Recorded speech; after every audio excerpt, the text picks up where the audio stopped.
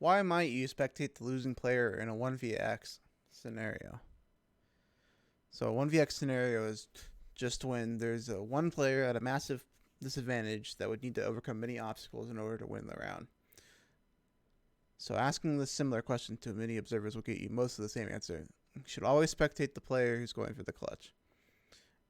And I'll start by saying that you should do that the majority of the time.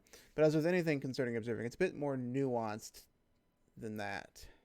So let's look at a few examples of how this concept functions in actual practice.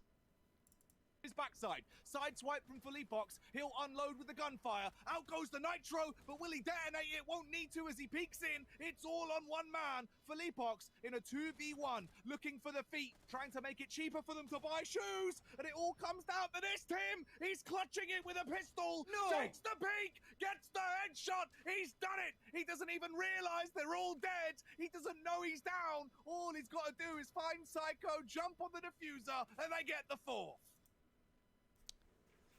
This is the kind of thing that every observer dreams of capturing. And this is the main reason that you would spectate a player even when their team is at a disadvantage. It's that clutch factor. Since Team 1 is at an operator and positional disadvantage, someone needs to make a play in order for them to win the round. While it is with some luck that the clutch was captured by the observer, the main reason that you would make the decision to spectate the underdog in the team fight is that their POV is more likely to be interesting and informative than the defending POV. The people who don't need to make the play. Contact here, doesn't realize there's one player over towards heaven. Here we go, swings on and wins some. Starts to whittle down the numbers of TSM for the possible retake. That's a great paint shells. Drone's gonna fall, and he gets a second. No way! Now onto the site. It's just down to Sniprosa for a 1v2. All he has is a shot at Snip. Cover charges, and Whipsome is gonna stick for the defuse. Forget everything you knew. So a similar scenario, but a little different outcome from an observing perspective. So while generally it's best practice to spectate the player who needs to make the play in order to win the round, it's also important to weigh this against other factors. So in this case, I want to showcase this concept of a player on a hot streak. So that's when a player gets a kill and then they're in position to make more plays and get more kills. And that is likely, based on the information you've gathered as the observer, that they will continue to do so. And so for the same reasons that you want to capture the 1vx clutch, you want to capture the one player who may or may not end up killing the entire enemy team. In this particular clip, the two players on Renegades are acting as this one player in this clutch scenario. And then from there, you would need to identify, okay, which of these players is going for the defuse, the support role, and then which of the players is going to make the final play. That's opposed to spectating the TSM team, who, while they do need to make the clutch play, you're watching the blue team because they're overcoming the obstacle. They're in the 1vx scenario, and they're on that hot streak, and you want to continue capturing that. Spike plant, and they're going to get the loss bonus. That's ultimately what they wanted to try to get their own momentum, combined momentum with pendulum. That's a new word. And Brax is looking for a new word to find out how he found the frenzy frag. Skadoodle finds a second. It's down to 3 for Genji. Things are not looking so hot. The paranoia is going to make things worse. It's all down to Mikael. This round slipped away completely. The Thrifty right underneath the nose of Genji.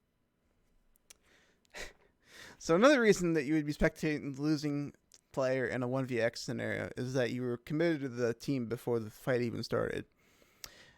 And then as the players on the team that you're watching drop, you end up preserving the continuity by continuing to follow that same team until there's just the last player standing.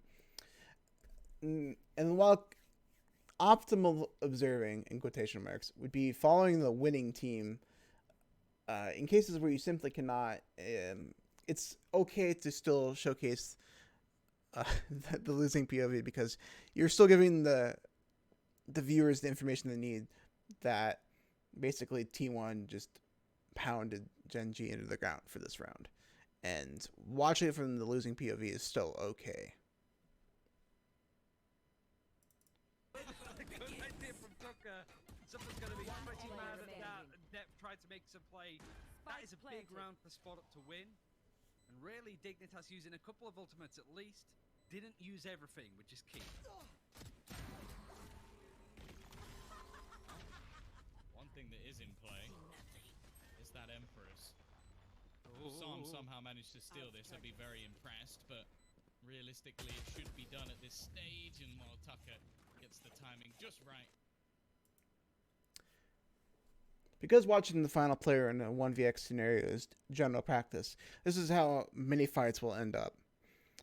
And the takeaway from this is that, again, even though this POV is not the winning POV, it's still the more interesting POV because you're watching. If you were watching the defending team, you would basically just be watching them hold angles in order to kill one person. And that's different than watching someone hold an angle to kill one person when their enemy teams are both 5v5.